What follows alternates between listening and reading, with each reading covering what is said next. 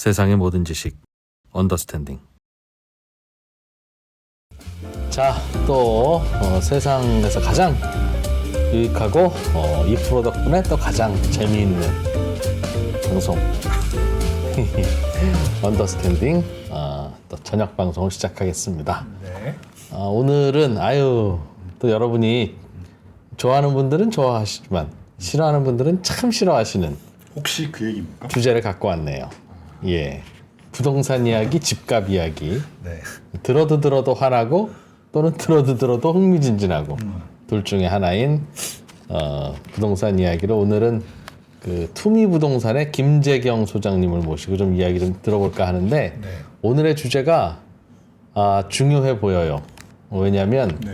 앞으로 부동산 가격이 어떻게 될 거냐는 건 사실은 부동산 가격은 제 생각에는 수요는요 대체로는 일정해요. 좋은 집에 살고 싶은 수요라고 하는 게 늘 있기야 왜 없겠어요. 네. 그러나 이제 공급이 좀 부족할 것 같다. 그러면 수요가 미쳐요. 안 달랍니까? 만 달이나. 왜냐하면 공급이 부족할 것 같으면 집값이 계속 오르니까. 그렇죠. 그래서 수요 부동산이 공급과 수요 중에 뭐가 중요하냐 하면 사실은 수요가 더 중요하죠. 수요가 집값을 올리거나 집값을 내리니까. 그러나 이 수요를 제일 자극하는 게 공급이라니까요. 그래서 이 프로는 공급 무쇠라는 이야기를 들으면서 네. 또 공급이 진짜 중요합니다. 수요조차도 그 공급에 좌우되기 때문입니다라고 말씀을 드리는데 이 공급이 네. 넉넉할 거다라고 주장하는 분과 무슨 소리 모자랍니다라고 주장하는 분들이 요즘 이렇게 섞여 있어요. 네. 그래서 오늘은 모자랍니다 이야기를 좀 들어보려고 해요. 여러분이 함께 들어보시면서 판단을 하시면 되겠습니다. 네. 김재경 소장님 어서 오십시오. 네, 반갑습니다. 네. 투미부동산 컨설팅 김재경 소장입니다. 예, 유튜브 업계의 베스트 드레서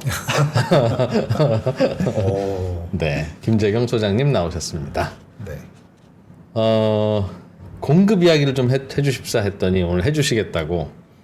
이제 내년이죠. 2025년부터 공급이 어때요? 줄어요? 늘어요? 걱정돼요? 아니면 괜찮아요?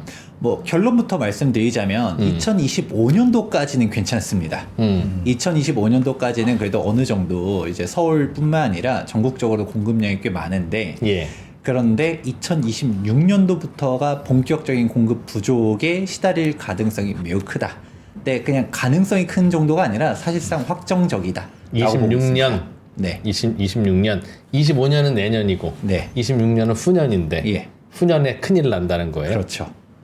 그 근거부터 조금 좀 들어볼까요, 그럼? 네, 그러면 한번 먼저 통계 자료 먼저 살펴보도록 하겠습니다. 이제 아파트 지인 관련 자료고요. 2024년도부터 2026년도까지 지역별 아파트 입주 물량입니다. 보면 2014년도까지는 그래도 거의 약 4만 세대 가까이 되고요. 2025년도는 한 3만 세대, 그리고 2026년도는 8,600세대로 지금 집계가 되어 있는데 참고로 미리 설명을 드리자면 해당 기준 자료들은 입주자 모집 공고 기준으로 갑니다. 그렇다 보니까 대표적으로 2024년도에는 후분양 단지가 하나 있지 않았습니까? 예. 그 유명했었던 이제 신반포 15차 레미안 원펜타스 같은 경우는 준공 이후로도 일반 분양이 진행한 만큼 사실상 이런 집계들 예를 들어서 숨겨져 있는 물량들이 있을 수는 있죠. 있어요. 저건 최소한 저건 분양되는 거고. 그렇죠. 우리 다음 달에 분양 공고 낼 건데라고 하는 것도 다 빠져 있으니까. 그렇죠. 그래서 저 숫자는 조금 좀 너무 과소되어 그렇죠. 있다고 지적도 하시던데요. 과소집계 돼 있을 수 있고요. 그러고 이제 나중에도 꾸준히 이제 모여지기는 하겠지만 늘어난다고 저 숫자가. 그런데 일반적으로는 그래서 2027년도 이후 수치를 보는 거는 사실 그렇게 크게 의미가 있진 않아요. 왜냐면 아까 말씀드렸던 것처럼 2027년 이후 입주 네. 물량은 어차피 모른다 우리도. 네, 그러니까 어느 정도 이제 추산치나 아니면 또 저 역시 재개발 지원을 주로 보다 보니까 일반 분양 나올 만한 물량들은 뻔히 보이긴 하거든요. 예. 어느 정도 추산을 하지만 그래도 이때 이렇게 통계적으로 집계되는 것 자체를 신뢰하기에는 어렵다. 2027이나 2028은 네, 왜냐하면 보통 일반 분양을 언제쯤 하느냐? 분양하면 입주까지 보통 이제 2년 남기고서 분양들을 많이들 하지 않습니까? 그리고 조금 그래도 급하게 하다 보면 1년 뒤에 분양하는 물량들 아니면 더 극단적으로는 당장 이제 입주 코앞인데 분양하는 게 없다라고는 할 수는 없어요. 아, 저건 입주 물량이니까. 네. 그래서 국토교통부도 비슷한 식으로 갖다 지적을 하긴 해요. 이제 민간 업체들, 이제 R114라든가 하다못해 부동산 원의 입주 통계조차도 모집 공고 기준으로 가다 보니까 약간 좀 누락되는 게 과소집계 되는 측면이 있다라고 분명히 이제 얘기는 하지만 그래도 2026년도 물량 같은 경우를 보게 되었을 때 사실 여기서 더 추가는 될 수 있어도 지금 현재 예상되는 거는 2026년도에는 1만 건 전후로 입주될 것으로 추산이 되고 있다라는 야. 것입니다. 근데 저 숫자가 뭐 기준이 비슷하니까 그렇겠지만 인구 300만인 부산은 만 세대가 입주하는데 2026년에 인구가 그거의 3배인 서울은 8천 세대만 입주하고 경기도를 보면 인구가 서울보다는 좀 많습니다만 뭐 한 1,000만 명 정도 있는데 서울에 6배가 넘게 입주가 되네요. 정말 중요한 포인트를 먼저 사실 얘기해 주시긴 하셨는데 사실 이게 절대적인 수치만 놓고 보면 안 되긴 해요. 공급량은 인구 대비 공급이기 때문에 예. 사실상 이제 경기도권역 같은 경우 2024년도에 사실 10만 건 입주면 막는 거는 사실입니다.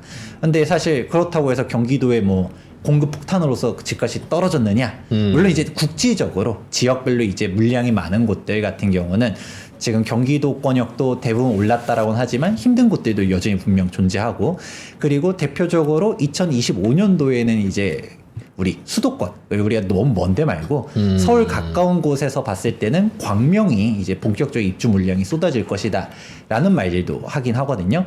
오히려 이제 다른 지역들 봤을 때는 물량 자체는 몇천 혹은 만이라 한다 하더라도 인구 대비로 보면 이 1만 건이 많을 수도 있고 그래서 우리가 다 상대적으로 보긴 해야 됩니다.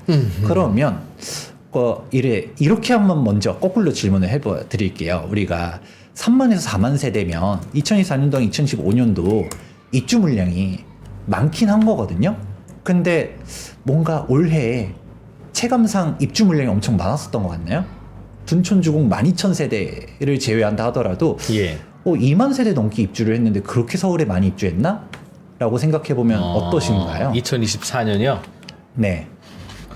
글쎄, 저는 뭐 입주를 해도 저한테 체감은 사실은 제가 이제 뭐 그 업을 하는 사람이 아니라 잘은 모르겠는데 글쎄요. 평균 한 3, 4만 가구는 입주하지 않나요? 서울 같은 경우에? 잘 모르겠어요, 저는 솔직히. 그러면 3, 4만 가구면 참고로 많긴 한 거예요. 평균보다는 많긴 한데. 입주가. 예. 그런데 이제 그래서 국토교통부도 물량 충분하다라고 항상 말하면서 그렇게 얘기를 하지만 네. 근데 막상 지금 전세 금액도 계속 올라가고 있고 생각보다 그렇게 입주가 많았었나라고 하면 체감이 잘 안 되는 게 이 통계를 1차원적으로 보시면 좀 안 되는 게 있습니다. 그러면 당장 2026년도에 딱 이렇게 비교하면 3, 4만 가구 입주하다가 2026년도에 1만 세대 전후라고 하니까 뭐 크게 줄어들긴 하지만 1만 세대도 많은 건 많은 거예요. 그러면 공급 많은 거 아니야? 라고 하겠지만 그래도 공급되잖아. 근데 왜 이제 문제가 되냐면 우리가 왜 전세 금액이라든지 왜 계속적으로 올라가느냐 생각해 봤을 때 이제 통계청 자료 한번 살펴보시면 이제 서울의 주택을 한번 잘 살펴보면 멸실 물량이 있습니다.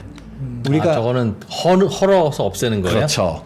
어. 서울 같은 경우는 빈택지에서 우리가 공급을 하는 경우는 거의 없습니다. 헐구짓죠. 네, 대부분은 재개발 재건축으로 진행되고 우리가 경기도권역 같은 경우 3기 신도시라든가 아니면 2기 신도시라든가 이런 식으로 진짜 논밭을 갈아엎고서 아예 택지를 개발해서 진행하는 경우는 예를 들어 3만 세대 입주다. 순수한 3만 세대 공급이지만 이제 서울 같은 경우는 빈택지가 없다 보니까 결국은 정비사업 물량들인 거고 그러면 기존 조합원 물량들 그래서 순수하게 증가하는 물량이 얼마나 있느냐도 따져봐야 되는 한편 또 여전히 꾸준히 재개발 재건축을 2주 철거하면서 멸실되는 물량들도 존재합니다. 그러면 평균적으로 2만에서 3만 세대가 멸실된다라고 하게 되면 사실상 우리 둔촌주공 입주하기 전에 올해 그렇게 입주가 많았었나가 체감이 잘 안 되는 거는 2만 몇천 세대가 먼저 선 입주했었지만 그만큼 또 철거됐다 보니까 우리가 공급이 충분하다는 느낌이 체감으로서 와닿지 않았었던 것이죠. 아, 멸실이 자꾸 늘어나니까 그래서 멸실이 3만, 입주가 3만이면 집이 늘어나지 않은 거란 말이죠. 그렇죠. 어.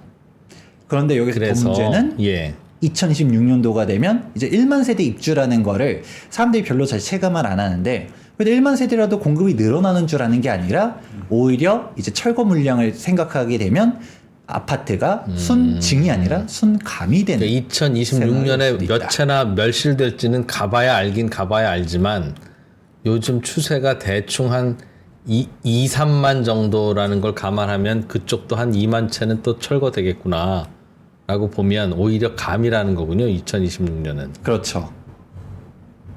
어떡하냐? 그러면 집값 고르고 전세값 뛰고 하는 겁니까? 아, 그렇죠. 사실 근데 이제 공급론 관련해서 얘기를 예. 하다 보면 예. 의견들은 정말 다양합니다.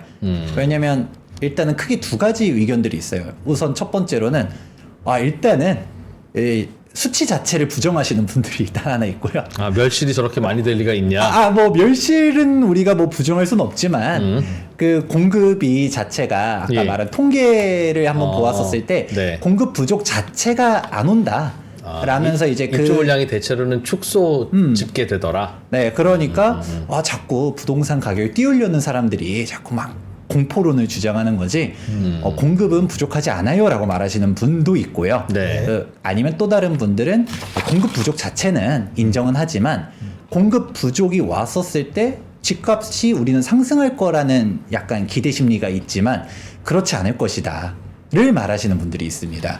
왜냐하면 좀 역설적이게도 우리가 공급 과잉 시대가 지나왔거든요. 2018년도부터 2021년도까지 공급량이 어마어마하게 많았어요. 그래서 그때 당시에 집값이 떨어질 거라는 말들이 집값이 떨어질 거라는 말들이 많았었지만 예. 실질적으로 뚜껑을 까고 보니까 뭐 집값은 계속 올라갔었거든요. 그렇다 보니까 공급 많다라고 해서 집값 안 빠졌지. 그러니까 공급이 부족하다 해서 집값이 올라간다라는 것도 아닐 수 있어. 상관관계가 없고 실제로 과거를 한번 생각해 봤을 때 우리 부동산 가격이 많이 빠졌을 때가 2009년도부터 해가지고 10, 11, 12, 13, 14까지 빠졌죠. 14년도까지 정말 어려웠었는데 예. 그때 이제 금융위기 터지고서 경기가 워낙 안 좋고 프로젝트들이 다 무산되면서 공급도 엄청 적었었는데 공급 적어도 집값은 내리잖아. 그렇죠. 라의 근거가 된다 이거죠. 이프로님이 가장 먼저 말씀하셨던 것처럼 인트로 때 말씀하신 것처럼 심리가 더 중요하다. 그러니까 수요가 더 먼저기 때문에 네. 공급량이 떨어진다 하더라도 그때 이제 뭐 경기라든가 이런 것들을 종합적으로 보면 집값 자체가 안 올라갈 수도 있다. 라고 말하시는 분으로 크게 두 가지로 갈립니다. 그 얘기도 일리는 있어 보이는데요. 그렇죠. 예. 그런데 이제 중요한 거는 이제 공급 부족이 2026년도부터라는 데 있습니다. 2027, 2028도 계속 공급 부족일 수 있어요? 네. 이게 그럼 이제 다음 게 이제 제일 중요해지는 것인데요. 이제 아파트 인허가 실적을 한번 볼 필요가 있어요. 지금 공급 부족의 사태가 정말 심각하다라는 거를 이제 알 수 있는 게 일단 국토교통부는 일단 아까 말한 거 입주자 모집 공고 기준으로 가게 되면 과소집계 될 수 있다. 그러니까 우리는 아주 합리적으로 갔다가 인허가 물량 등을 고려해가지고 공급은 충분합니다라고 말하는데 일단 인허가 물량 자체가 지금 급격하게 줄고 있어요. 지금 시행 사업들이 뭐 할 수가 없잖아요. 참고로 이거는 지방 거는 굳이 가져오지도 않았어요. 지방은 완전 초토화다 보니까 예. 서울 수도권 같은 경우는 분양도 잘 되잖아요. 그럼에도 불구하고 인허가 물량들이 좀 줄고 있다라는 게 보여지고 있고요. 뭘로 볼 수 있어요 지금? 초록색, 그러니까 청록색 막대기. 이거는 수도권 그리고 서울은 밑에 있는 막대기. 그래서 전보다는 그림을 보면 줄고 있다. 2023년 2년이 조금 줄기는 했는데 그것도 뭐 과거 평균치보다는 그렇고 2024년만 줄었는데요. 그렇죠. 2024년도부터 이제 본격적으로 이제 꺾여 나가기 시작하는데 올해만. 네. 네. 근데 2022년도랑 2023년도 통계만 놓고 보면 예. 막상 그때도 건설 경기 되게 어렵다는 얘기가 어려웠는데 나왔었지만 의외로 뭐 꽤 있었네요 인허가가. 의외로 선방하네. 네. 그래서 공급 부족 없을 수 있어라고 말하지만 예. 진짜 중요한 통계가 다음에 또 연결돼서 나옵니다. 해당 자료는 건설산업연구원에서 최근에 발표한 사항인데요. 어떤 거냐면 주택 인허가 대비 착공 비율입니다. 예. 보게 되면 당연하겠지만 인허가를 받았다는 얘기는 착공을 하려고 인허가를 받은 거잖아요. 그렇죠. 자, 소송이 걸린다든가 아주 다이나믹한 뭔가의 쟁점이 있지 않는 이상은 그래도 다 착공을 거의 100% 가까이 착공을 하는 게 착공을 맞네. 하는 게 맞는데 예. 적어도 퍼센테이지로 따지면 90% 어머나. 이상이라고 볼 수 있죠. 아니면 여기서 한번 줄었다 하더라도 나중에 한다든가 거의 대부분 착공으로 갑니다. 근데 문제는 최근 이제 다가오기 시작하면 이제 착공을 갖다가 미루기 시작하고요. 착공을 안 해버려요. 그러니까 인허가 인허가는 물량이 전체 받았는데. 100이라고 했었을 때도 이 100이 그대로 착공을 가지 않고 지금 가장 최근 2023년도 수치를 보게 되면 이제 60%대가 끼지고 50%대까지도 내려왔습니다. 그러네. 왜 착공들을 안 하시는 거예요? 분양이 잘 안 되니까. 아무래도 건설 경기가 쉽지 않고 공사비가 너무 많이 올라갔고 일단은 착공을 해버리는 순간 이제 돌이킬 수가 없습니다. 진도 빼야 되니까. 그렇죠. 이제 우리가 루비콘 강을 건넜다. 주사위는 던졌다. 막 이런 표현들 있잖아요. 착공을 하기 시작하게 되면 이제 관성적으로 움직여져요. 돈을 분양도 해야 중간에 되고. 그렇죠. 왜냐면 돈은 일단 투입되기 시작했는데 공사하다가 지금 건설 경기 너무 안 좋으니까 공사 우리 한 1년만 멈춥시다. 1년 멈췄다가 나중에 건설 경기 좋아지면 그때 마저 재착공하죠. 이럴 수 있을까요? 그게 아니다 보니까 차라리 그냥 일단 인허가는 받아놓고 시점을 기다리는 거죠. 그래서 인허가 물량 자체는 이게 오히려 정확한 통계가 되는 겁니다. 아까 말했던 것처럼 일단 22년도랑 23년도 보니까 인허가 물량 자체는 그래도 그렇게 많이 꺾이진 않았어. 보니까 물론 21년도나 이때보다는 좀 더 줄어들긴 했었어도 이게 그렇게 다이나믹하게 주진 않았네? 라고 생각해도 문제는 이렇게 인허가를 받은 게 실착공으로 이어지고 있지 않는다. 왜냐면 공사비가 너무 많이 알겠습니다. 올라갔고 다만 저거는 지금 보여주시는 빨간 막대는 전국 통계인 것 그렇죠. 같고요. 전국 기준입니다. 네, 그러니까 지방 때 워낙 분양도 안 되고 뭐 난리 난 데가 많으니까 저거까지 포함하면 저렇고 요것보다 우리 한 페이지 먼저 본 건 서울 경기인데 서울 경기는 그래도 인허가 대비 착공 비율이 꽤 높을 것 같은데요. 특히 서울은 뭐 분양하면 요즘 다 잘 되는데 왜 착공 안 하겠습니까? 하죠. 근데 이제 다음 거를 이제 보게 되면 또 뭐가 또 있어요. 하나를 깨면 또 하나가 또 나오고 그러네. 건설산업 용어에 똑같이 이제 또 네. 나온 건데 이제 착공 대비 이제 3년 안에 준공하는 비율을 가져 또 내놓은 게 있어요. 앞서서 이프로님께서 말씀하신 것처럼 사실 서울 기준으로 갖다가 건설산업연구원이 따로 통계를 내진 않았습니다. 예. 그래서 제가 정확하게 그 수치조차는 알기는 어렵지만 그래도 서울은 사실 인허가를 받으면 다들 가긴 가요. 분양이 안 되진 않잖아요. 그래도 이제 쭉 가긴 가는데 근데 이제 중요한 거는 이제 착공을 하게 되면 우리는 예전에 아마 기억나실 거예요. 보통 네. 공사기간 30개월이라고 많이 얘기했었거든요. 30개월이면 2년 반입니다. 근데 요즘은 공사기간 3년 잡는데 문제는 3년이라는 것도 실제로 최근 이제 시공계약들 하는 조합 현장들 보게 되면 좀 3년 더 걸린다는 넘게, 거죠? 3년 더 넘게 이제 잡고 막 4년 공사기간 잡는 데들도 있고 뭐 그게 한남 뭐 사구역 보니까 48개월 뭐 이렇게 그렇죠. 네. 참고로 한남 4구역이 막 초고층을 짓고 이런 게 아니거든요. 20층 제일 높아봤자 20층대로 지음에도 불구하고 그럼에도 불구하고 공사 기간 자체를 되게 여유 있게 잡는데 조합원들 불만이 많지만 이제 각종 이제 건설 경기가 뭐 안 좋아진 걸 떠나서도 규제들이 많이 생겼습니다. 자꾸 이제 52시간 뭐 맞습니다. 등등. 대표적으로 52시간부터 시작해서 각종 사항들이 많아지는데 이게 약간 악순환들이 생기거든요. 우리가 공사에 대해서 대표적인 것 중 하나가 송파 헬리오시티를 생각해 보면 좋을 것 같아요. 가락시형 재건축이 9,510세대였는데 물론 최근에 이제 둔촌주공이 더 큰 세대로 갱신하긴 했었지만 둔촌주공 공사 한번 멈췄었다 보니까 네. 예시로는 적절하진 않고 그 헬리오시티 공사 기간이 3년 하고서 살짝 넘어갔었습니다. 그걸 정확하게 기억하는 게 이제 전매 금지 규정이 투기거래지구 같은 경우는 이제 착공으로부터 준공까지 이제 3년이 넘어가게 되면 이제 3년 넘어갔을 때 이제 전매가 자유로울 때가 있거든요. 그때 살짝 조합원 물건들이 막 확 거래됐을 때가 있어서 그래서 기억을 하는데 보통은 3년이 안 넘어가요. 그런데 지금은 죄다 3년이 넘어가지고 있고 그리고 이 3년을 넘어가는 비율이 점점 높아지고 있다. 문제는 지금 현재 새롭게 시공계약하는 곳들은 대놓고 우리는 4년 걸려 라고 말하는 조합들이 늘다 보니까 앞서서 이제 그러면 여기서 나타나는 거가 서울이라 한다 하더라도 우리가 직접적으로는 몰라도 간접적으로 유추할 수 있는 게 자 서울에 관리처분 인가도 받고 인허가를 받아서 이제 이주 철거를 가고 있어. 그럼 이제 어느 순간 입주를 할 거야라는 기대감들이 어느 정도 입주 물량들이 예측이 되는데 문제는 지금 벌써 공사 기관들 협의하는 게 시작부터 이제 4년 잡는 데들이 이제 생겨나가고 있고 이 이주 철거도 생각보다 늦어지는 곳들도 등장하고 있고 그렇다 보니까 입주 시점들이 계속적으로 우리 어느 정도 예상 수치에서 잡아놨었던 애들도 뒤로 계속 시점들이 밀려나가고 있다. 그렇다 보면 공급을 하려고 해도 시간 더 걸린다.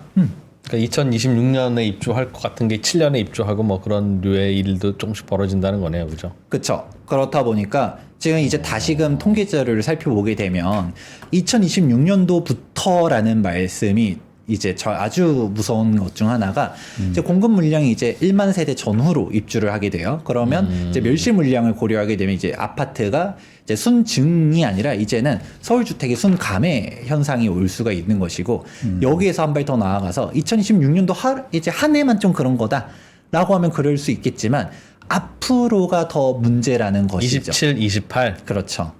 그런데 28 같은 거는 26, 24, 4년 걸리니까 그렇겠네. 이미 착공을 했어야 28에 입주인 거네요, 그죠? 27년, 28년쯤 되면 3기 신도시도 좀 입주하기 시작한다는 게 정부 계획 아닙니까? 이제 그 얘기가 좀 중요한 시점이 오고 있는데 사실 요즘 가장 큰 이슈가 아무래도 탄핵 국면으로 넘어간 이슈 아니겠습니까? 네. 국토교통부가 공급은 충분하다라고 여전히 이제 뭐 얘기는 하지만 사실 지금 우리가 2024년도 12월 달에 이런 이벤트가 생길 거라고는 아무도 예상을 못 했었잖아요. 예. 근데 이게 저는 가장 안타까운 것 중 하나가 사실 지금 공급에 대한 드라이브를 어마어마하게 걸어야 되는데 지금 정부가 추진 동력을 아예 잃어버렸어요. 왜냐하면 지금 사실상 이게 탄핵이 돼도 문제 안 돼도 문제라고 생각하는데 탄핵이 된다라고 하게 되면 바로 이제 사람들은 어떻게 생각할까요? 바로 이제 조기 대선 준비에 다 빠져가지고 또 올 수도. 그렇죠. 그러면 이제 다들 공급이 중요하나요? 일단 누가 당권을 잡느냐, 대권을 잡느냐 여기에서만 이제 혈안이 되고 국민들조차도 그냥 지금 부동산이 뭐가 중요해? 아마 이 댓글에서 그럴 수 있어요. 지금 이 시국에 또 부동산 얘기를 한다라고 하시는 분들도 있겠지만, 근데 지금 이 시국에 이 얘기를 누군가는 해줘야지 이 골든 타임을 놓치지 않을 수 있다라고 저는 보고 있거든요. 그러면 지금 이제 탄핵 얘기가 나왔고 지금 현재 대통령은 권한 정지가 돼 있는 상태입니다. 그리고 이제 각종 이제 국무위원들이 다 이제 사표를 냈었었죠. 이제 그러면 이제 사실상 국정 마비 수순으로 가고 있는 건데 여기에서 있는 대책들을 마무리하고 수습하기 급급한 거지 여기서 뭔가를 더 지원한다든가 드라이브를 건다든가 하기가 어려워지는 것이죠. 뭐가 필요해요? 어차피 아파트는 민간이 짓는 건데 정부가 뭘 더 해주면 진도가 빨리 나가든가 안 될 게 되든가 그럴까요? 일단은 가장 대표적인 것 중 하나가 정비 사업에 대한 부분들이 올스톱될 수 있다라는 게 가장 큰 두려움 중 하나입니다. 아무래도 이제 정비 업계에 있는 조합 장님들이라든가 아니면 정비 업체에 계신 분들이라든가 말씀을 듣다 보면 지금 이 사태가 이렇게 되니까 당장 다음 정권이 어떻게 되느냐 이 국면이 어디까지 가느냐 왜냐면 아무래도 정권이 어떻게 바뀌냐에 따라서 재개발 재건축 지금 완화 스탠스가 오히려 강화 스탠스로 바뀔 수도 있지 않겠냐. 당장 대표적으로는 88 부동산 대책을 발표하면서 네. 재개발 재건축 규제 완화를 해주겠다. 인센티브도 더 주고 이제 인허가에 대한 부분들도 빠르게 패스트트랙 도입하고 그리고 동의율에 대한 부분도 완화하고 이런 사항들이 많이 나왔었는데 그게 이제 법 통과가 안 돼 버렸죠. 그렇죠. 물론 이제 제일 핵심 중 하나는 재건축 초과이익 환수제 폐지였지만 그거는 애초에 뭐 크게 기대는 안 했었었고 그래도 어느 정도 국회 소위를 통과한 사항들이 있긴 했었습니다. 그렇지만 지금 본회의로 그러면 이제 넘어가나 했더니 국회가 지금 그게 중요한 게 아니죠. 지금 다들 관심사가 딴 데로 가버리니까 이거에 대한 재개발 재건축 지원은 어디로 가느냐라는 생각을 해볼 수 있고 그게 통과가 안 되면 진도도 안 나가요? 저 민간에서? 지금 민간에서는 사실 인허가를 어때요? 다 기다리고 있었던 곳들이 많았습니다. 아무래도 지금 사업성이 부족해서 못 가는 곳들이 많았었죠. 왜냐하면 당장 1기 신도시만 하더라도 이제 선도지구 발표가 나오니까 바로 나오는 기사 중 하나가 이제 분담금 고민해야 된다. 이제 청구서가 날라온다. 이런 기사들이 나오잖아요. 재건축하려면 돈 드니까. 그쵸. 네. 그리고 뭐 LH 사장님께서는 그 얘기도 했잖아요. 분당 말고는 어려울 수 있다. 라는 얘기도 대놓고 했을 정도로 네. 아주 보수적이라고 말하기보다는 비관적으로 바라보는 사람들도 되게 많았었죠. 그러면 애초에 일기 신도시, 즉 지원을 위한 노후계획도시 특별법 자체도 사업성이 부족해서 잘 못 가다 보니까 우리가 지원이 필요하다라고 하면서 추진한 건데, 그런 게 사실 노후계획도시 특별법을 바라보는 시각이 크게 두 가지겠습니다. 그래, 지원 너무 잘해준다 도 있지만 야, 90년대 아파트 말고 당장 80년대 예를 들어서 상계동, 중계동 같은 경우도 네. 야, 우리는 더 오래됐는데 왜 안 해주냐? 야, 우리도 힘들어. 야, 우리는 왜 특혜를 안 줍니까? 라고 하면서 얘기도 나오죠. 그런 식으로 왔다가 우리도 힘든데 분담금을 낮출 수 있는 방안들을 주세요 라고 했었었고, 그런 사항들이 이제 그래도 담겨져 있었던 게 88 부동산 대책이었었는데, 그게 갑자기 표류해 버리면 지금 사업성 안 나오는 곳들은 아무래도 다 산으로 갈 수도 있다라는 문제가 있죠. 그러니까 지원금을 지원금을 줄 수는 없고 인센티브를 줘서 용적률을 높게 허가해줘서 사업성을 있게 만들어줄 수밖에 없는데 캐시를 줄 수는 없으니까. 그런 거를 지자체에서 하면 안 됩니까? 그거 원래 대통령이 하는 일이에요? 서울시에서도 할 수 있는 선들이 있어서 서울시에서도 이제 인센티브를 최대한 줄 수 있는 사항들 또 이제 발표를 하긴 했었어요. 근데 이게 법에 정해져 있는 한계를 넘을 수 없기 때문에 법도 바꿨어야 된다. 뭐 굳이 꼭 제가 법을 바꿔야 된다라고 주장하기보다도 이제 인센티브나 예를 들어 대표적으로 임대주택 예시를 한번 드려보도록 할게요. 사실 서울시도 고민이 좀 많은 것 중 하나가, 우리가 이제 전에도 한번 나와서 간단하게 설명드린 적이 있을 것 같은데, 용적률이 높다라고 해가지고 그게 다가 아니다. 기준 용적률, 허용 용적률, 상한 용적률이 있다. 여기서 상한 용적률을 받기 위해서는 사실 기부 체납이 수반되다 보니까 임대주택도 많이 넣어야 되고, 생각하는 것처럼 사업성 획기적 계산이 안 되는데, 그럼 여기서 임대주택이 가장 큰 문제 중 하나가 원가 인정 안 해줍니다. 이제 건설을 했었을 때 원가가 한 4억이 들어갔다라고 하면 이제 LH가 매입할 때, SH가 매입할 때 뭐 2억 정도밖에 안 주는 거예요. 그래서 조합에다 물어보면 임대주택 하나 지을 때마다 1억에서 2억 손실이라고 얘기하거든요. 예. 그러니까 이거 원가 인정을 위해서 이제 기본형 건축비를 갖다가 더 올려주냐, 아니면 이제 이런, 참고로 국토교통부가 현실화에 대한 방안을 발표하긴 했었어요. 그래서 전보다는 더 해주는 쪽으로 얘기는 하고 있지만, 그것조차도 전보다는 낫지만, 근데 표준 건축비, 기본형 건축비 우리가 생각은 하긴 하지만 그것조차도 아직 원가에는 못 미치다 보니까 적어도 우리가 진짜 제대로 지원을 하기 위해서는 사실 정부와 함께하는 사항들도 있어야 되는데 지자체만으로는 한계가 있다. 그게 이제 정치 국면 때문에 스톱될 수도 있다. 네. 그러면 조합원들도 진도 못 나가고. 그럴 것 같아요. 어떨 것 같아요? 장소영 기자님 생각은 어때요? 영향을 뭐 받겠죠, 정치 상황에. 받을 수밖에 없을 것 같은데, 근데 기본적으로 지금 민주당이 이제 입법부에서 다수당을 차지하면서 그 재건축 초과이익 환수제라든지 뭐 여러 가지 규제 완화 해법들을 추진했지만 안 될 거라고 이미 생각하고 있었던 상황 아닌가요? 그래서 지금 더 악화될 게 뭐가 있을까요? 이제 그게 사실 정말 중요한 질문을 해주신 게, 사실 당장 제가 88 부동산 대책에서 재건축 초과이익 환수제 폐지가 국토교통부 안에 있긴 했었지만 사실 여소야대 상황에서 이게 진짜 폐지가 될 거라고 기대한 사람은 솔직히 없었습니다. 그러면 뭐 어쨌든 안 되는 거 아니야? 뭐가 더 문제가 돼? 라고 하는데, 이게 이제 시나리오가 좀 달라지기 시작했죠. 그냥 그전처럼 그냥 뭐 정부가 계속 우리 대책을 내놨지만 국회에서 계속 막고 있어. 그냥 그 상태가 계속적으로 지속돼. 그럼 뭐 더 좋아질 것도 없지만 나빠질 것도 없어. 가 될 수 있겠지만, 근데 이게 지금 탄핵 국면으로 바뀌게 되면 까딱하면 2025년도에 진짜 조기 대선이 될 수도 있겠죠. 그리고 이런 분위기 속에서 만약에 이제 진짜 탄핵이 이제 헌재에서 결정이 났다라고 하게 되면 아무래도 보수가 다시 재집권하기에는 어렵죠. 그럼 이제 민주당 쪽의 부동산 정책들을 한번 다시금 복귀해 보게 되면 재개발 재건축에 대한 규제를 더 강화할 수가 있겠다. 그래서 이제 얘기 나오는 것 중 하나가 당장 기사에서도 국회 못 넣는다, 제초안이나 임대차 입법 폐지 이거 어렵다라고 해도 사실 이게 될 거라는 기대는 사실 안 했었어요. 근데 문제는 더 심해질 수 있다라는 거죠. 88 대책에 대한 사항들이 이제 좋아지지 못하는 거는 그래도 지금보다 악화되는 거 아니지 않나? 라고 할 수 있겠지만 대표적인 재건축 초과이익 환수제인데 제초안이 현 정권에서 폐지가 안 된다 하더라도 또 행정부가 가지고 있는 힘이란 게 있습니다. 예. 이 재건축 초과이익 환수제는 사실 일전에도 언더스탠딩 한번 나와가지고 이제 길게 한번 얘기한 적이 있었지만 근데 이제 불합리한 것들을 길게 얘기하지 않을게요. 핵심만 나왔을 때 딱 이거를 얘기해요. 초과이익 환수금이 행정부가 어느 정도 컨트롤을 할 수 있어요. 이게 무슨 얘기냐면 자 재건축 초과이익 환수제에 대한 시뮬레이션을 국토교통부가 내놓았었던 사항입니다. 그때 당시에 강남에서 가장 많이 나오는 부가단지는 8억 4천이라고 당시 추산을 했었어요.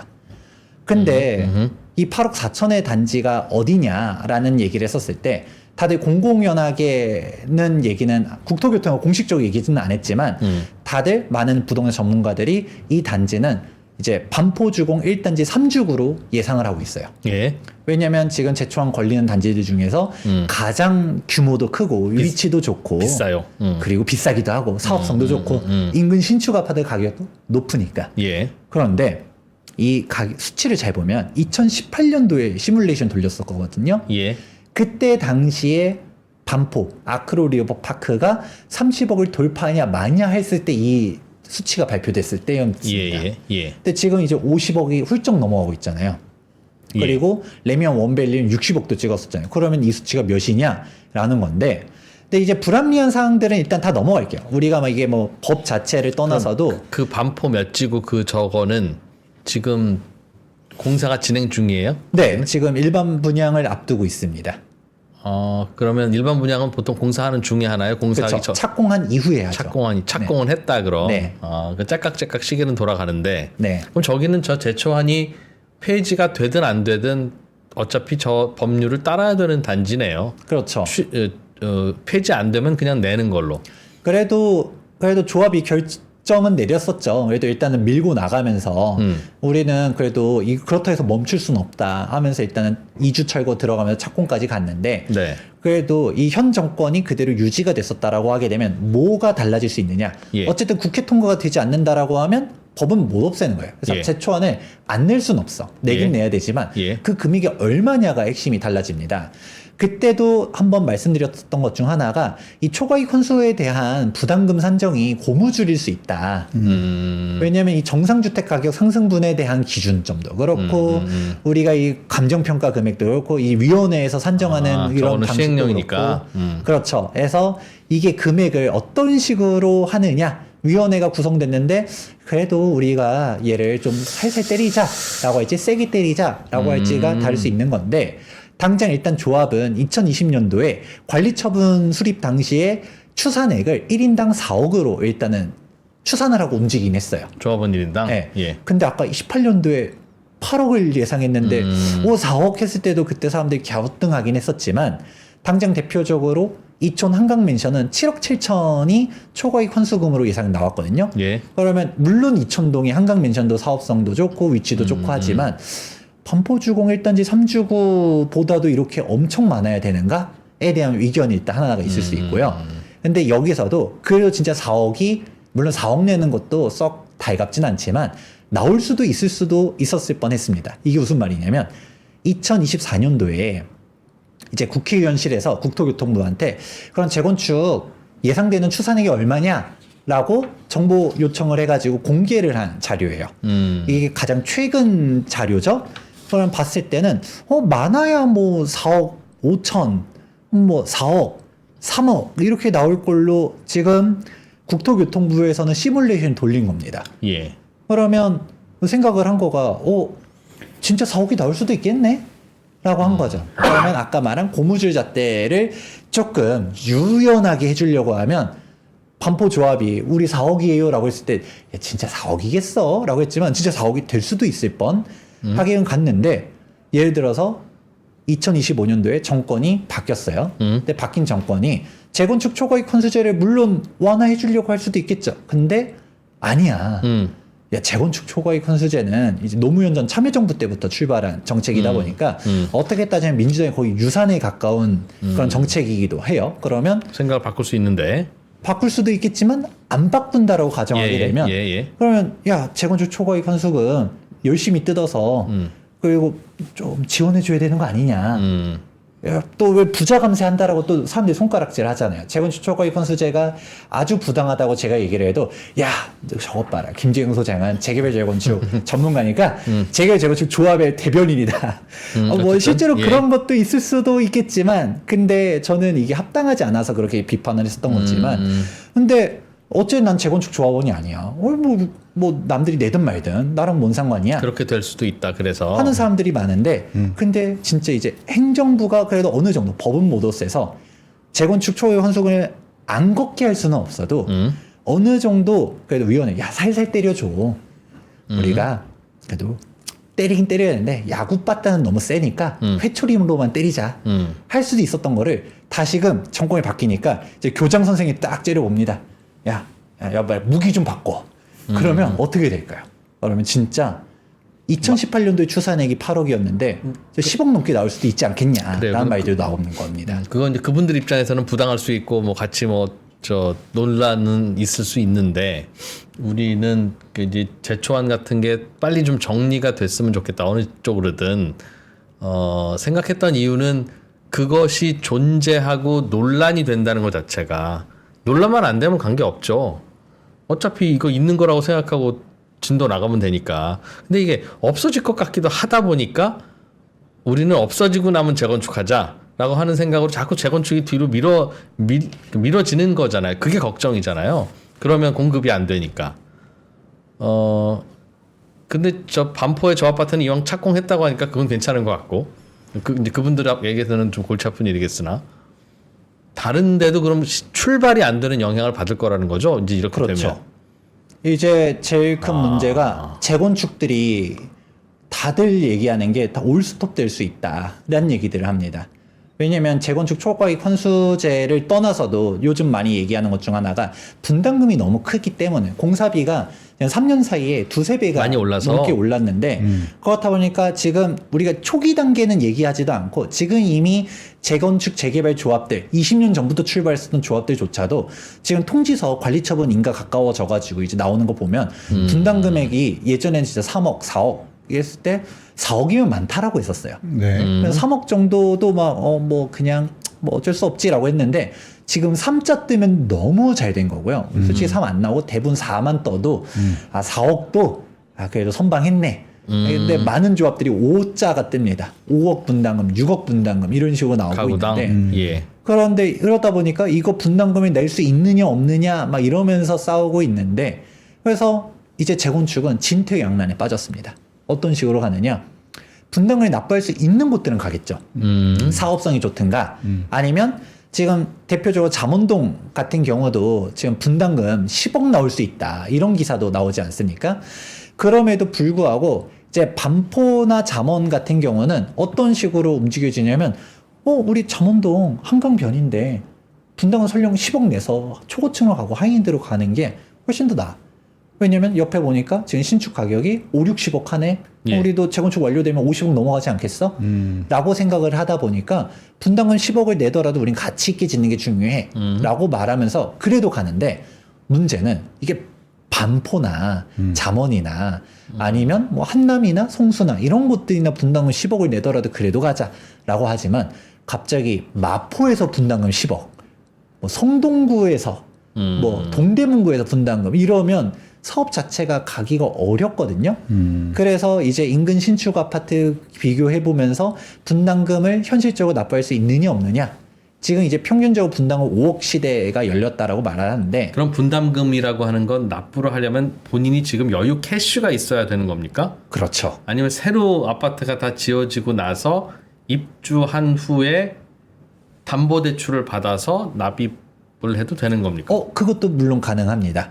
내가 당장 바로 선납부를 하는 게 아니라 이제 이주비 대출을 해주고 중도금 대출을 해줘요. 예. 그러면 우리가 예를 들어서 청약 같은 경우도 예를 들어 청약 일반 분양가가 10억이라고 해서 현금 캐시를 10억 가지고 가서 계약하는 게 아니잖아요. 계약금은 10% 넣고 중도금 대출 받았다가 예. 잔금 때 나머지 돈들을 이제 조달해야 되는데 내가 그때 현금을 마련하든가 아니면 그때도 현금이 부족하면 뭐 담보대출을 받든 아니면 전세를 맞추든 예. 그런 식으로 가지만 결국은 이제 그 돈에 대해서 이제 사업성이 있냐 없냐 내가 이게 그만큼 돈을 밀어 넣는 것만큼의 가치가 있냐 없냐를 이제 판단하거든요. 그러니까 이제 진퇴양난이라고 말한 거가 안 그래도 예전에는 분담금이 너무 높다 보니까 이 돈을 내면서까지 할 필요가 있을까라고 나오는 지역들이 안 그래도 많아요. 당장 1기 신도시만 하더라도 그래도 분당은 그래도 어떻게든 되겠지라고 생각해도 우리 일산은 어떻게 될까 막 이런 얘기들도 많이 나오잖아요. 그럼 그 분담금 낼만 하냐 안 하냐는 지금 우리 아파트가 낡은 아파트라 5억이야. 그런데 이 아파트 새로 지으면 분담금이 5억 나와. 그런데 5억 5억이니까 원가가 10억이네요. 그런데 새로 지으면 아파트가 분양가가 12억 원이야. 7억 차이나 새 아파트나 헐 아파트가. 그러면 이거 할만한 겁니까? 12억이 되면 그걸 팔아서 분담금 내고 그래도 7억 남으니까. 그거는 아니죠. 예를 들어서 이제 이겁니다.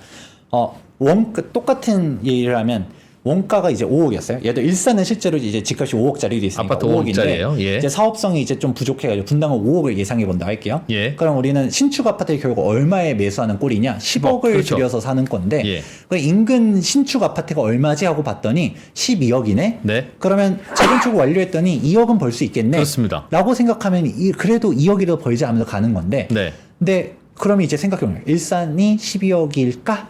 라고 보면 킨텍스 주변은 그래도 신축 아파트 가격이 그래도 어느 정도 받쳐줘요. GTX A 노선도 이제 개통하고. 그러니까 실제 우리가 12억 될 건지에 대한 불확실성 때문에. 그쵸. 그러면 적어도 12억이라도 되면 2억이라도 우리가 범퍼가 어느 정도 있네. 예. 라고 하면서 이제 마진폭을 보면서 움직일 텐데. 근데 예를 들어서 극단적으로 인근 신축 아파트 가격이 10억이야. 아슬아슬하다 이거죠. 그 아슬아슬한 정도가 아니라 지금부터 움직였을 때 10년, 15년 동안 이 정비 사업을 끌고 갔었을 때 메리트가 없는 거죠. 지금 분담금을 5억을 더 내가지고 했을 때 완공되는 게 10억이야. 근데 인근 신축 아파트가 이미 10억이야. 그러면 뭐하러 그 오래된 아파트에 들어가서 살아야 돼? 그냥 저기 신축 아파트 지금 사버리는 게 나은 거 아니야? 라는 판단을 해버리는 거죠. 그 돈을 어디서 구할 수가 있다면. 그렇죠. 근데 사실은 현실적으로는 못 구하잖아요. 아파트 5억짜리 하나 있는 분이 어디서 5억을 구해서 10억짜리 새 아파트로 이사 가겠어요.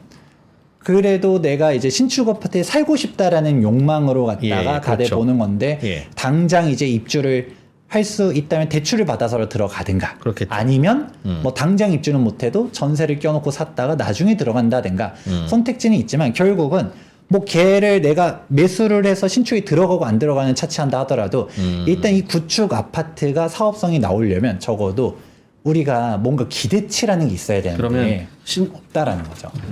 신축 아파트와 현재 구축 아파트의 가격 차이가 우리의 예상 분담금보다 크면 그거는 할만한 거고 크지 않으면 할만하지 않은 거고 그렇게 그렇죠. 따지면 되는 거예요? 네, 맞습니다. 그래서 이제 분담금 납부 능력을 봐야 된다라는 얘기들을 했었었는데 근데 이제 사실 그 얘기도 이제 중요하지 않게 되는 겁니다.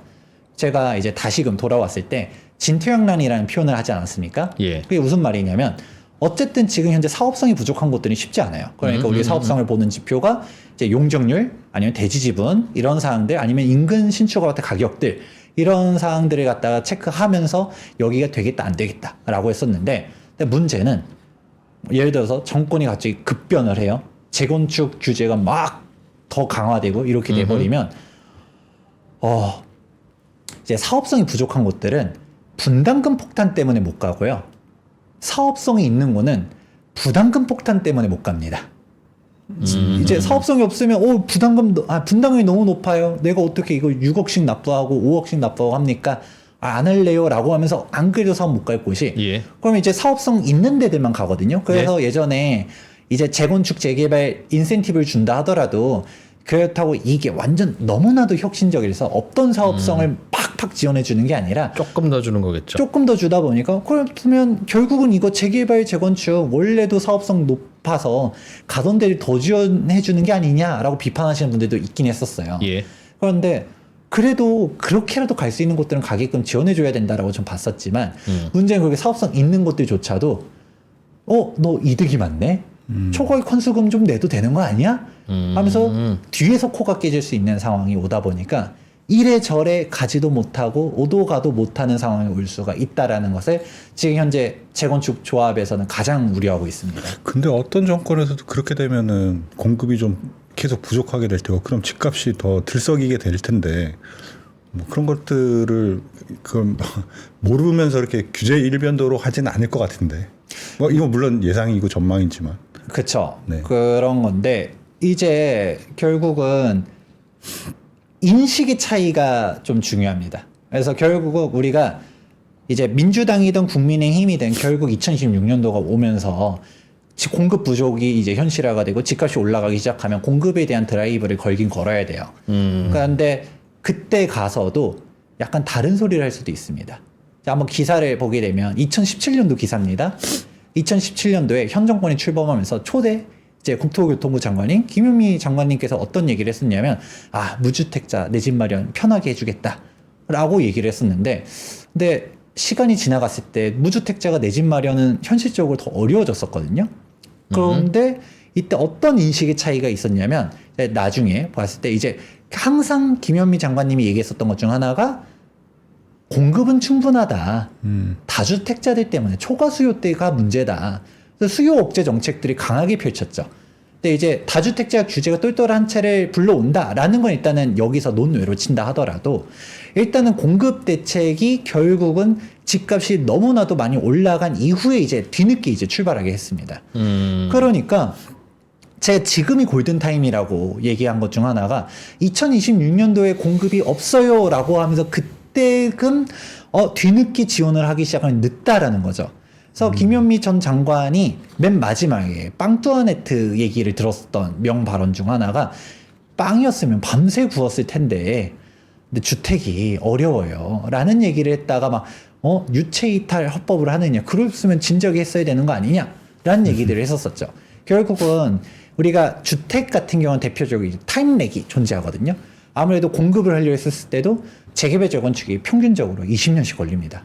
안전진단부터 정비구역 지정부터 움직이면 20년씩 걸리고 주어슬리 인가로부터도 빨라야 10년인 건데 근데 이거를 갖다가 알고 있었으면 중장기적인 관점으로 갖다가 계속적으로 재개발 재건축 규제를 완화해주고 지원을 해주고 했었어야 됐지만 이 정비사업 규제 완화가 인기가 정말 없는 정책이에요. 왜냐면 당장 가시권으로 내 정권 내에서 나오지 않아요. 다음 정권? 다다음 정권 때 나오다 그때 보니까 공급이 되니까. 근데 당장 나타나는 효과는 재개발 재건축 규제 완화했다라고 하면 재개발 재건축 집값이 올라가는 건 눈에 보이잖아요. 그러니까 완화하기보다는 강화하고 강화에 대한 부작용은 한참 뒤에 나오다 보니까 그거를 좀 나중에 얘기하지만 그런데 이제 와서 진짜 공급 부족이 심각해졌을 때는 그때는 빵 굽는 얘기를 해도 빵을 못 굽는 거죠. 그러니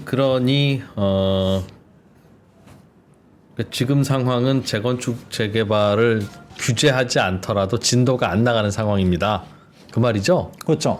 그러고 앞으로는 그 사업성 안 나오는 데는 사업성 때문에 나오는 데는 부담금 리스크 때문에 이제 그런 사항이 있고요.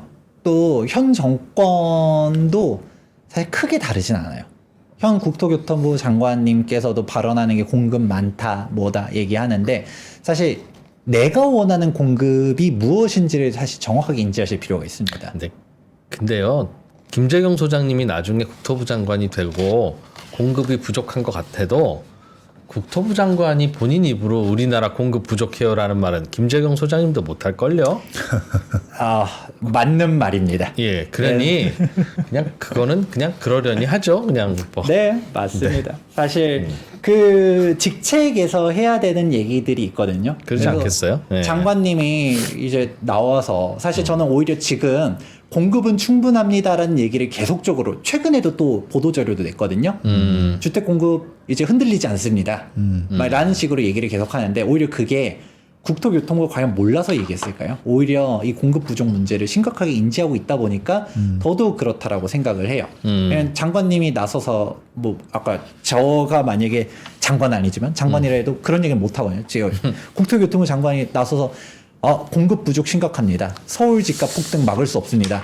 라는 얘기하는 순간 이제 뒤집어질 수 있잖아요. 그러겠죠. 네. 그래서 계속적으로 컴다운. 지금 말고 기다려라. 기다리면 좋은 물량이 나옵니다. 상기 신도시 나옵니다. 당장 대표적으로 최근에 이제 서리풀 지구 완화를 했었지만 사실 2021년도 이제 입주시키겠다라고 했었지만 그거를 할 수 있었으면 이미 기존의 상기 신도시 발표한 것들도 이미 진작에 다 입주를 끝내야 됐지만 실제로 토지 수용하는 그런 정책들조차도 그게 빠르게 못 가는 게 현실이지 않습니까? 그렇다 보니까 공급은 중장기적인 안목을 꾸준히 해야 되는데 지금 갑자기 전국이 이렇게 변하게 되면 잘 안 될 가능성이 크다. 골든타임을 안 그래도 사실 지금 해도 늦었는데 여기서 또 주춤하는 순간 더 큰 부작용이 나올 걸로 예상이 된다. 3기 신도시도 아까 장 기자는 그 2020 몇 년이요? 7, 8. 7, 8년에는 입주하지 않습니까? 라고 하는 거에 대해서는 그것도 좀 의심스러우신 거예요? 자, 기사를 한번 또 가져왔어요. 그 사항 관련해서 상기 신도시가 가장 대표적으로 기대가 많았었던 것 중 하나가 바로 광명시흥입니다. 이 광명시흥 같은 경우는 우리가 그래도 서울 인접한 곳들을 많이 기대를 하잖아요. 근데 뭐 너무 뭐 왕숙지구나 창릉지구나 뭐 이게 우리가 많긴 하지만 광명 같은 경우는 위치도 서울과 근접하기도 했었고 또 규모도 광명시흥만 7만 세대예요. 그러다 보니까 얘는 파급력이 크다라고 했었지만 지금 광명시흥이 토지 보상조차도 2026년도 들어서야 하냐 안 하냐 이러고 있습니다. 다른 데들 막 토지 수용하려고 했었을 때 지작물 조사를 막 주민들이 방해하고 우리 반대하고 생각보다 토지 보상 비용이 늘어나냐 안 늘어나냐 일정이 딜레이가 되느냐 뭐 택지 분양이 잘 되냐 안 되냐 이거는 차후 얘기긴 하지만 근데 지금 토지 보상조차도 잘 못 가고 있는 게 현실인데 이런 얘기들은 아무도 안 하는 거죠. 그냥 일단 발표를 했었으면 잘 가고 있겠지라고 생각하지만 수많은 상기 신도시의 면면을 놓고 보면 지금 극단적으로 광명시흥은 토지 보상조차도 시작도 안 했다. 원래는 지금쯤이면 뭐 하고 있었어야 되는 거예요? 처음에 광명시흥 발표했었을 때는 이제 5, 6년 만에 입주시키겠다라고 했었거든요. 그게 언제죠? 이제 광명시흥 발표했을 때가 제가 기억하기로는 한 2020년도 그쯤으로 기억합니다. 19년. 저기는 그 LH 직원들이 뭐 땅 투기했다 그래서 좀 맞아요. 딜레이된 데 아닌가요? 맞습니다. 그래서 2021년도에 광명시흥 발표를 했었네요.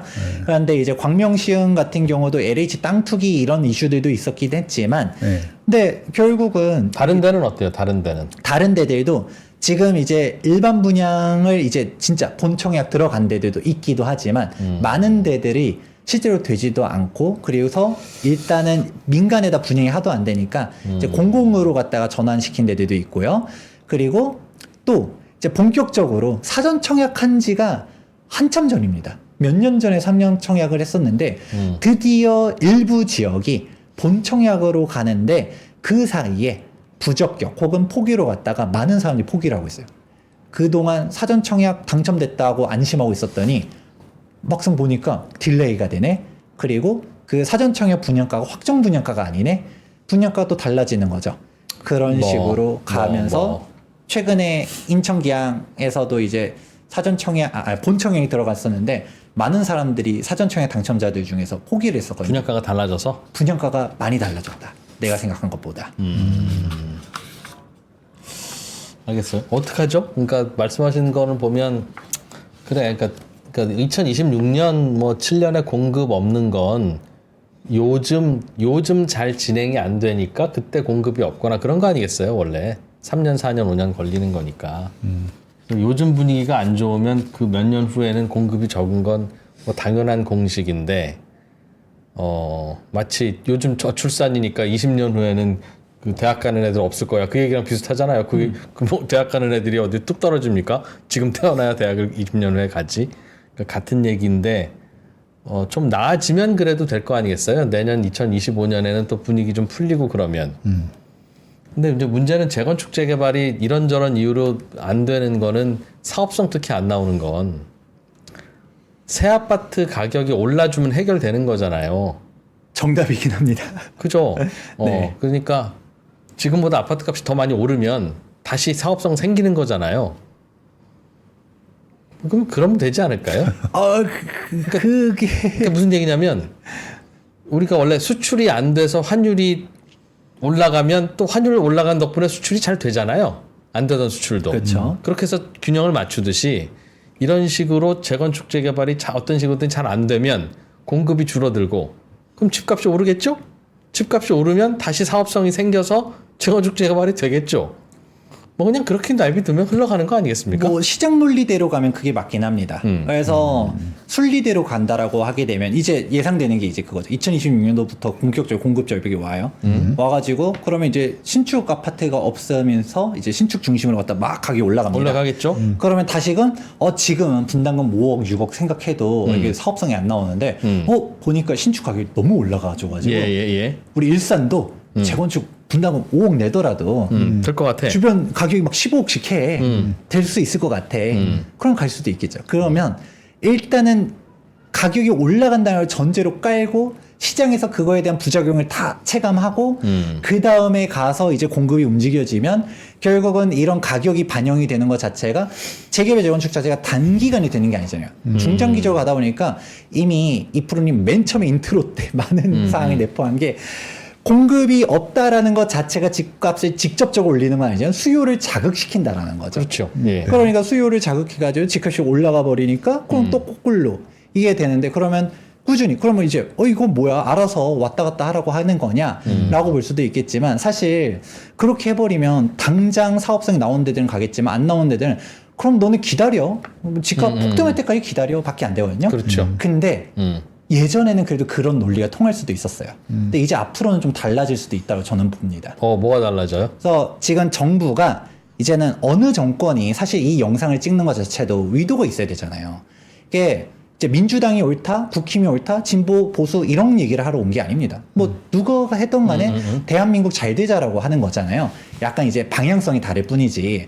근데 민주당이 된다 하더라도 사실 재건축 규제 완화할 수도 있어요. 일기 신도시에 대해서 봤을 때도 분당 제외하고서는 다 민주당 국회의원들이잖아요. 예. 그렇다 보니까 규제 완화해 줄 수도 있죠. 그런데 이거를 잘 지원해 줘야 된다 정도가 아니라 사실 지금 골든타임이라고 말하는 것 중 하나가 사실 특혜 시비가 붙을 정도로 전폭적으로 지원해 줘야 된다고 저는 생각을 해요. 지금 일기 신도시들을 네. 사실 제일 안타까운 것 중 하나가 일기 신도시인데 일기 신도시 선도지구를 발표한 게 2024년도 11월 27일이었어요. 이때 다들 우와 축제 분위기 탈락 지역들은 아이고 이랬었는데 이거 발표 나고서 일주일도 안 돼서 계엄이 터져버립니다. 그래서 이슈가 다 묻혀버렸는데 저는 이 일기 신도시가 면면들에 보면 사업성이 있는 것도 있고 없는 것도 있고 우리가 입지가 조금 그래도 떨어진다 하더라도 대지집은 괜찮은 애들끼리 몰린 것도 있고 조별 과제거든요. 네. 팀원은 좀 잘못 만난 애들도 있고 이런 식으로 이런 것들이 다양하게 있는데 근데 딱 핵심만 얘기하면 지금 해야지 그래도 어떻게든 갑니다. 왜요? 왜? 대한민국의 20년 뒤의 미래를 일본이라고 말하시는 분들이 있잖아요. 일본처럼 집값 폭락할 것이다 라고 얘기를 하는데 근데 우리가 자꾸 집값이 떨어진다라고만 얘기를 하지 정작 도쿄 23구를 한번 잘 봤었을 때 신축 맨션의 평균 가격은 버블 경제 전 가격을 돌파했고요. 예. 그러면 어떤 데를 봐야 되느냐? 이게 도쿄도에 있긴 해요. 다마 신도시가. 이제 우리나라 일기 신도시 격에 있거든요. 참고로 서울과 도쿄 23구의 면적이 엇비슷합니다. 네. 예. 그런데 이제 다마 신도시는 도쿄도기는 하지만 도쿄 23구 메인 기준으로 해서 한 30km 떨어져 있거든요. 예. 딱 그냥 일기 신도시랑 비슷하다고 볼 수 있는데 조성 시점도 우리나라보다 20년 먼저였었어요. 예. 이제 입주한 시점이 1960년도, 70년도 이때 입주를 쭈르르륵 하지 않습니까? 대한민국의 이제 일기 신도시가 90년도에 조성이 됐었던 거 생각하면 20년 전이다라고 딱 생각할 수 있는데 해당 타마 뉴타운이 어떤 얘기를 듣냐? 고스트 타운 얘기가 들리죠. 근데 역세권 주변은 그래도 도시 재생하면서 신축도 짓고 젊은이들도 있긴 하는데 여기서 조금만 떨어지기 시작하면 노인들밖에 없습니다. 그때 가면 이제는 재건축을 하려고 해도 오히려 그때 가서 재건축하라고 푸시를 해줘도 주민들이 이제 연령대가 다 이제 70, 80, 90 이렇게 돼버리기 시작하면 내 나이가 지금 몇인데 뭔 재건축이야. 지금 차라리 연령대가 막 40대, 50대, 60대 그래도 주민들 설령 나는 80대라 하더라도 결국 다수결이잖아요. 네. 75%가 그래도 재건축하자라고 하면 가는 건데 왜 다마 신도시나 혹은 다른 신도시에는 왜 노인들만 남아요? 왜? 지금 이제 젊은 층들은 다 서울로 가니까. 그쵸. 오히려 도심으로 다들 빠져나가게 되고 이게 악순환이 생기게 됩니다. 이게 슬럼화가 된 거가 노인들만 남아있다 보니까 일단은 노인이 남아있는 것 자체가 그냥 그 처음에 입주했었던 사람들이 그냥 같이 늙어간 거죠. 도시와 같이. 근데 원래. 소비력이 떨어지기 시작하고 이제 노령층들이 많아지기 시작하니까 당장 학교부터 없어지죠. 산부인과가 없어지죠. 당장 편의시설들도 없어지기 시작합니다. 그러니까 젊은 층들이 여기에 있기는 동기부여가 많이 떨어지면서 근데 일기 신도시도 떨어지는 그렇게 된다는 말씀이에요? 이 상태로 가만히 냅두고 20년이 지나가기 시작하면 낡아지기 시작하면 그렇게 될 수도 있기 때문에 우리가 일본을 보면서 얘기하는 거가 20년 뒤 일본처럼 집값 떨어질 수 있어. 집은 망국적 투기 이렇게 얘기할 게 아니라 일본을 반면교사를 하면서 야 다마 신도시처럼 되면 어떻게 되겠냐. 그러면 딱 얘기하는 것 중 하나가 일기 신도시가 그래도 인프라가 괜찮고 계획도시고 지하철도 다 뚫려 있고 우리가 집값이 그래도 분당은 좋긴 하더라도 예를 들어서 막 일산 주민들이랑 얘기하다 보면 이런 얘기 많이 합니다. 일산 살기 좋은데 왜 이렇게 안 올라가는지 모르겠어. 이런 얘기를 많이 하시거든요. 네. 그런데 그 일산 살기 좋죠. 근데 여기서 20년이 더 지나가면 어떻게 될 것이냐를 생각해 봐야 하는데 그러면 그나마 일산이라든가 중동이라든가 평촌이라든가 삼본이라든가 인프라가 그래도 어느 정도 있고 사람들이 거주 가치가 있다라고 판단할 때 이때 정비를 지원해 주면서 계속적으로 슬럼화가 되지 않도록 지원을 해줘야 되는데 만약에 그냥 시장 논리대로 가라. 그래서 2%님 얘기한 것처럼 그러면 뭐 집값 올라가면 알아서 그때 사업성 나오니 재건축 하겠지라고 하게 됐을 때 그때 주민들의 연령대가 다 이제 고령층이 돼서 우리 돈 없어. 그냥 이대로 있을 거야라고 하면 그때는 하라고 등 떠밀어도 못 갈 수가 있다. 생각을 못했네.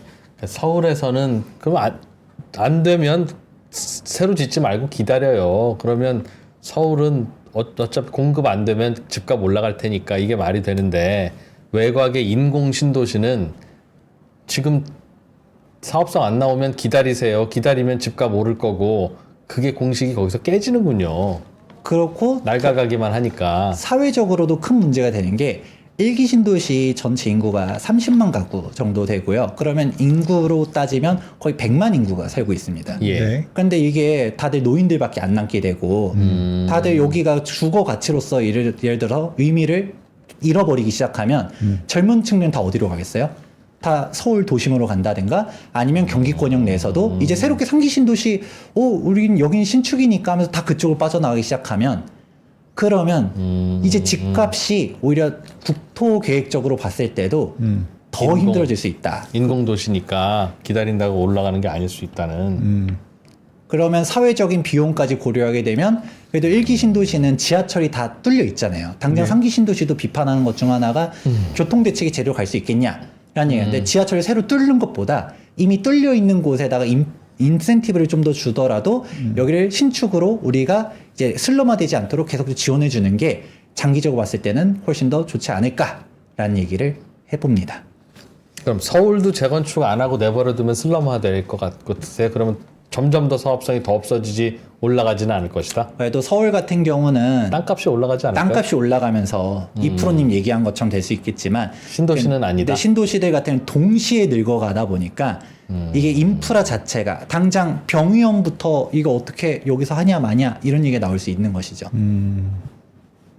그러니까 할 수 있을 때 빨리 지금 밀어붙여야 된다. 이 신도시들은 그렇죠. 서울은 뭐 자기들끼리 알아서 하든 말든 내버려두더라도 그래도 서울도 가능하면 그게 부작용이 예상되는데 그거를 방치하기보다는 좀 지원이 필요하지 않을까. 지원이라 하면 구체적으로는 용적률 그냥 더 주라 좀. 개인적으로 용적률 더 주는 것보다도 기부 체납 비율을 좀 조정하는 게 더 현실적이라고 봅니다. 지금 용적률 더 주는 게 중요한 게 아니라 임대주택 가격 현실화를 해준다든가 이제 좀 과도한 예전 기준으로는 그 기부 체납 비율이 맞긴 했었거든요. 용적률 더 주고 그 대신 임대주택 내놔 그 얘기죠. 근데 지금 그 논리가 많이 깨지고 있죠. 그래서 용적률만 더 줘라. 그러니까 기부채납 받아가지 말고. 뭐 극단적으로 말하면 그렇긴 한데 아니 그 용적률 더 줘서 고밀만 되는 게 그게 사회적으로 옳으냐라고 하면 현행 용적률 대로 간다 하더라도 기부 체납 비율만 좀 조정해도 되거든요. 저는 그렇게 보고 있기 때문에 왜냐하면 일단 변수가 이제 컨트롤할 수 있는 게 이제 안 남았습니다. 조합원들이 분담금을 더 내든가. 근데 조합원들이 어느 정도 이 저항선이라는 게 있겠죠. 분담금 5억도 막 부담스러운데 이제 6억 내라, 7억 내라면 못해라고 할 수도 있을 거고 그렇다고 공사비를 낮추냐? 건설사들도 지금 영업이익률이 장난 아니거든요. 은행보다도 돈 못 버는 건설사들이 되게 많고 비싸졌으니까. 파산하는 곳들도 있죠. 그러면 마지막 남은 변수는 이제 과거 기준으로 가는 게 아니라 이제 지자체 혹은 정부가 이제 분담금에 대한 부분을 과거 기준으로 거들었던 게 예전에는 우리가 주는 만큼 너네도 내놔야지라고 했지만 지금 그거를 이제 받아들이는 사람들이 못 받아들이는 때가 한계치가 오고 있다.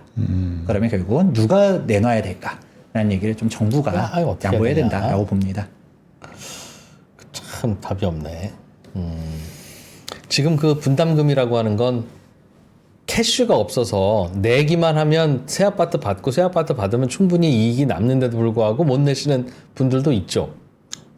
그렇죠. 당연히 캐쉬가 막 몇 억씩 있는 분이 어디 있겠습니까? 실제로 사업성이 높은 지역들조차도 그렇겠죠. 분담금 때문에 결국 입주할 때 돼서 처분하고 내가 여기 20년, 30년 살았었지만 네. 내가 뭐 이 나이 먹고서 신축 아파트에 그렇게 비싼 집 깔고 있을 필요가 뭐가 있겠어. 그래서 팔고 분담금 내고 차익 더 가져가시는. 그런 분들도 있죠. 근데 그렇게만 되면 진도 나가지 않나요? 그래도 못 나가요? 그렇게 아까 하세요, 말했던 어르신. 것처럼 사업성이 나오는 데는 그래도 가죠. 근데 일단은 사업성이 안 나오는 알겠습니다. 데들이 못 가는 곳들, 알겠습니다. 근데 사업성 나오는 곳들조차도 제초안 때문에 어려운 부분들. 그리고 사업성이라는 게 지금 헌 아파트가 5억이고 예를 들면 그 동네 새 아파트가 11억이다. 그러면 차액인 6억 정도가 분담금이 나오면 아슬아슬한 건데 사실은 지금 새 아파트가 11억이지 내 집이 지금 5억이고 분담금이 6억 드는데 사실은 완공돼서 입주하는 건 5년 후일 거 아니겠어요. 그럼 그때는 동네 새 아파트가 더 올랐을 거 아닙니까? 그렇죠. 그러면 그냥 이건 사업성 나오는 걸로 보고 진도 나가도 되지 않아요? 그런 걸로는 설득이 안 되나요, 조합원들? 뭐 그렇게 가는 곳들도 있죠. 그 대표적인 곳이 바로 분당인데 분당도 지금 집값이 15억, 그리고 비싼 데는 20억도 하거든요. 예. 근데 판교 집값을 보면 이제 20억 초중반 정도 하니까 새 아파트라고 생각하면 그러면 우리가 그래도 사업성이 나온다라고 하면서 가는 곳들 설령 사업성이 그 아슬아슬한다 하더라도 우리가 분당인데 완공되면 우리도 20억 그냥 훌쩍 돌파하지 않겠어? 라고 믿고 간다. 라고 믿고서 가는 게 있는데 그런데 이제 애매한 곳들은 딱 생각하는 건 거죠. 예를 들어서 우리가 노원구다. 예. 딱 노원구 지금 가격이 이제 9억도 있고 10억도 있고 11억도 있지만 10억이라 해볼게요. 근데 분담금 5억이라고 가정해 볼게요. 그러면 15억이네? 그러면 15억이 된다 하더라도 그때 노원구의 신축 가격이 15억을 돌파할 거라고 볼 수도 있겠죠. 근데 당장 생각하는 게 현금 15억이 내가 있다라고 가정하면 이 돈이면 동대문구 갈 수 있고요. 서대문구 신축 갈 수 있고요. 혹은 마포나 성동구의 30평대는 못 가도 완전 막 대단지 뭐 무슨 핵심 지역은 못 가도 약간 준신축이나 약간 여기 좀 떨어진 곳에 그럼 준신축의 25평형 충분히 갈 수 있는 금액이기도 하죠. 내 집 팔고 분담금 네. 대출 받는다고 생각하고 가면 그렇다 보니까 우리가 이 지역에 이 돈을 태울 필요가 있을까라는 생각을 하는 곳들이 그런 곳들이 흔들리는 겁니다. 야, 그럼 진짜 재건축 잘 안 되겠다, 그죠? 그래서 진짜 안 지원이 되겠네요. 필요한 건데 돌고 도는 메비우스의 띠와 같은 그래서 보통 이제 다른 유럽이나 혹은 다른 대도시들도 도심이 낡아가면 도심은 슬럼화되고 지하철은 잘 다니지만 어쩔 수 없이 외곽에 다른 신도시 지어서 그냥 멀리 출퇴근하면서 입 이렇게 나오고 그렇게 되는 게 원래 그래서 그런가 보네요. 그죠? 그걸 원래 그래서 그렇다라고 하기에는 그렇게 안 되기 위해서 우리가 좀 지원을 해야 되지 않을까라는 생각을 하고 있지만 뭐 그래도 우리 뭐 시장 논리대로 가야 되지 않습니까? 뭔 또 지원해 달라는 겁니까? 그냥 뭐 이런 식으로 해버리면 그런 미래가 그려지긴 하겠죠.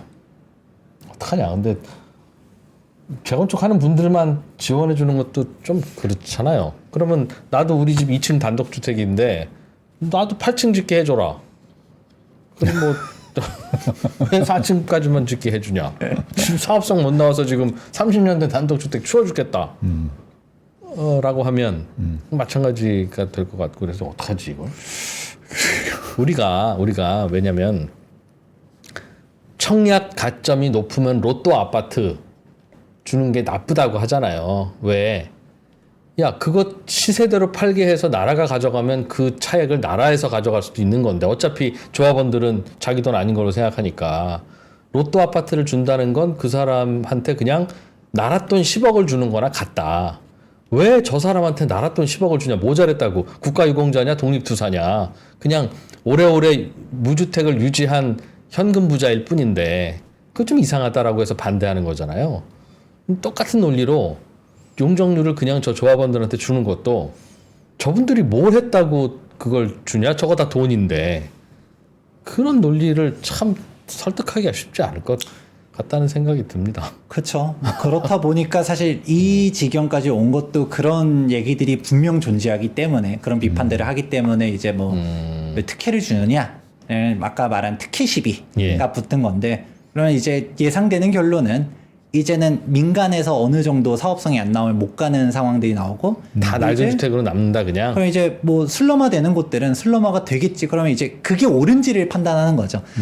슬럼화가 될 게 예상이 돼. 그래도 겉으로 특혜를 줄 수는 없어. 방치해야 돼. 악으로 깡으로 버텨. 라고 얘기를 한다라고 하면 뭐 어쩔 수 없다라고 하면 뭐 어쩔 수 없는 거지만 그래도 그런 게 예상이 됐을 때 그게 부작용도 예상이 되면 어느 정도 그거를 완화하려고 노력하는 게 정부의 역할이지 않을까라고 생각합니다. 네. 알겠습니다. 장 기자님 의견은 어때요? 저는 특혜의 시비를 넘기 되게 힘들 거라고 생각합니다. 그러니까 본인이라면 어떻게? 본인이 의사결정권자라면 네. 혜택 줘서 진도 뺄 거예요? 아니면 안 줘서 슬럼 만들 거예요? 그냥 우리 서로의 마음과 이데올로기가 어떤지 그냥 알아가고 싶어서 그래요. 저는 우리 같은 회사에서 같이 일하는데 너무 서로에 대해서 잘 모르는 것 같아서. 저는 넘어가지 않겠습니다. 얘기 안 한다? 어떻게 해야 되나 진짜. 어떻게 해야 되나. 알겠습니다. 오늘은 이런저런 다양한 문제들이 있어서 앞으로 서울에서 재건축 재개발 생각보다 진도 안 나갈 거고 일기 신도시도 생각보다 진도 안 나갈 거고 그러면 공급될 방법은 허허벌판에 신도시 짓는 것밖에 없는데 그런 건 없고 그러니까 점점 더 이른바 우리 눈높이에 맞는 주택들은 자꾸 줄어들 거니까 각오하세요가 주제인 것 같습니다. 그렇게 결론을 내버리면 제가 집값 폭등론자가 될 것 같아서 좀 조심스럽지만 그렇지 않기 위해서 그렇게 않기 위해서 지금이 아주 중요한 타이밍인데 정책적으로 매우 혼란한 시기에 대해서 매우 안타깝다. 누가 집권을 하던 간에 이제 공급 정책에 대해서 방치하면 좀 전에 잘 2% 말처럼 잘라. 되는데 네. 그렇지 않아야 되는 건데 네. 그거를 그렇지 않게 만들 컨트롤 타워가 없어진 게 매우 안타깝다. 그러니까 개업 나쁘다. 알겠습니다. 네. 투미부동산의 김재경 소장님이었습니다. 고맙습니다. 네.